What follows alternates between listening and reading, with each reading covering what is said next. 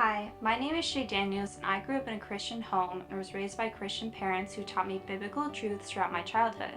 I suspect this is why I can't remember an exact moment when I chose to follow God for myself and not because of the way I was raised. It seems like He's always just been a part of my life.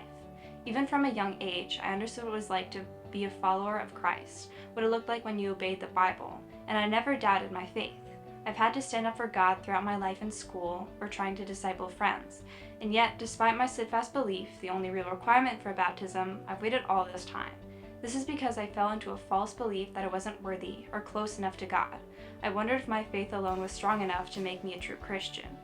Even though I'd already accepted the truth that Jesus was sent down to die for my sins. But recently, I was reminded that this belief proved I'd never be worthy, that Jesus paid for my shortcomings and Him alone could make me good enough.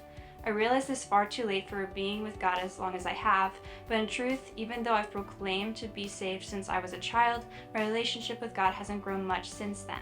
Now I'm more aware of my distance, of the sins I've committed while not seeking closeness with Him. So I'm finally here to publicly show my faith, trust, and reliance in God, and to promise that I'm not going to just live my life being a Christian, but pursue the life of Christian living.